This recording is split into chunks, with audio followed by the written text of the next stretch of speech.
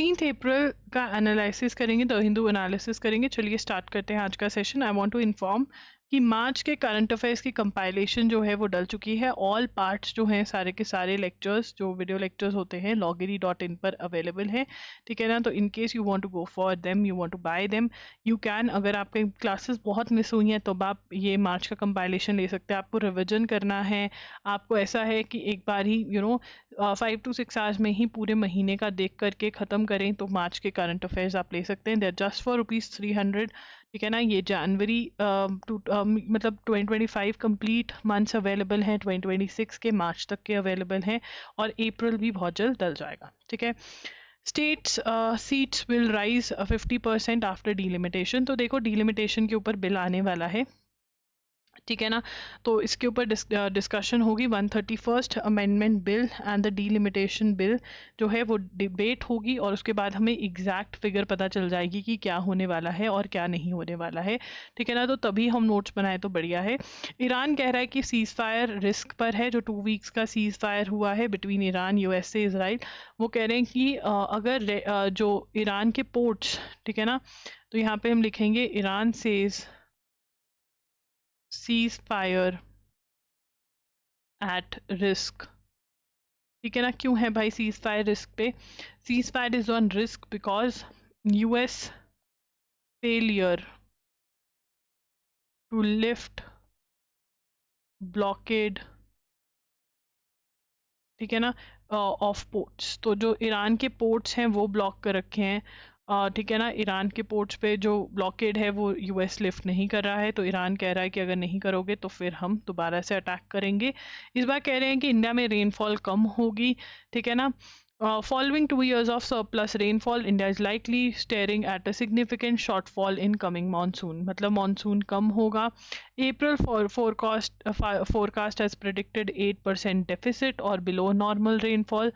Coming जून सितंबर, तो यहाँ पर अप्रैल के अंदर पहले कह रहे थे बहुत ज़्यादा बारिश होगी, ठीक है ना, अब कह रहे हैं कि बिलो नॉर्मल होगी। तो देखते हैं क्या होता है। उसके बाद आगे चलेंगे।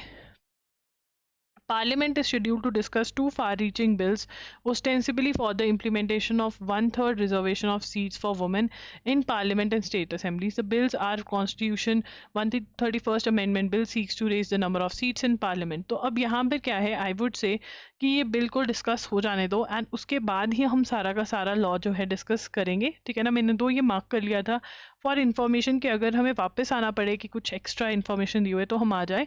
बट आई वुड से कि पहले हो जाने दो, फिर उसके बाद हम बात करें इन बिल्स के बारे में कि एक्चुअल में क्या हुआ है, फिर हम डिस्कस करेंगे, ठीक है ना। ये वही सारे बिल्स हैं।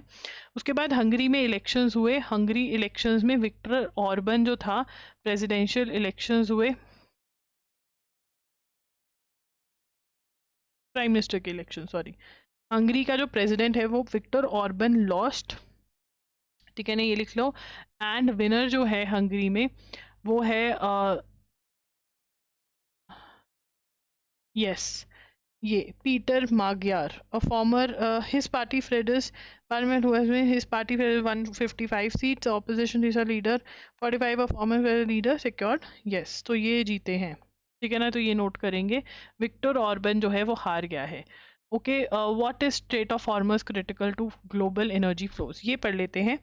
स्टेट ऑफ हॉर्मस,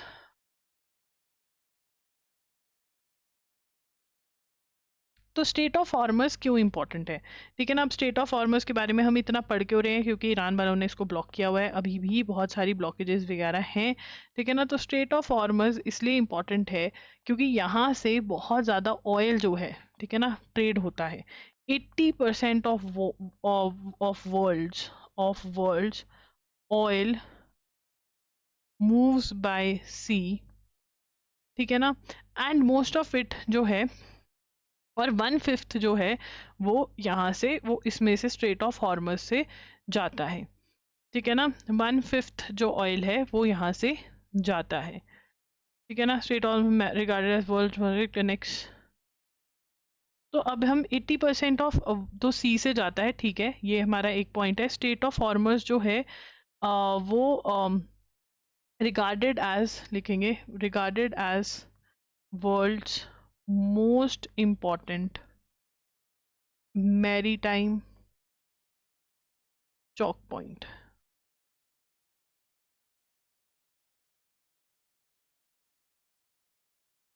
ठीक है ना, ये क्या करता है, connects Persian Gulf to Gulf of Oman and Indian Ocean. ठीक है ना, 30 strait is at its narrowest, the strait is 38 kilometer wide. Under normal circumstances, about 21 billion, roughly 1/5 of global consumption pass through it each day. ये हम note कर लेंगे। ठीक है ना, उसके बाद 80% ऑफ जो ऑयल है वो एशिया में, India, China, Japan, south Korea इसी रूट पे डिपेंडेंट है, ये भी नोट कर लेंगे। अब स्ट्रेट ऑफ हॉर्मस के अलावा और कौन से क्रिटिकल चोक पॉइंट्स हैं, ठीक है ना, और कौन से हैं, तो इसके अंदर आ जाते हैं स्ट्रेट ऑफ हॉर्मस। ठीक है, एक minute, strait of Hormuz, strait of Malacca. तो स्ट्रेट ऑफ मलाका जो है runs between Malay Peninsula and the Indonesian island of Sumatra. It forms the shortest sea route between Indian Ocean and South China Sea, making it a key route for trade between West Asia, Africa and East Asia. ये note करना पड़ेगा। Bab el Mandeb strait sits between Arabian Peninsula and the Horn of Africa. It acts as a southern gateway into the Red Sea, through which ships must pass before reaching the Suez Canal and the Mediterranean. This makes it a crucial link in the trade route between Asia and Europe. ठीक है, ये भी note करेंगे। Suez Canal जो है artificial waterways है that cuts across Egypt, connecting the Red Sea to Mediterranean. It allows ships to avoid the long journey around Africa. उसके बाद आता है Panama, ठीक है ना, cuts across the narrow isthmus of Panama linking Atlantic and Pacific Oceans.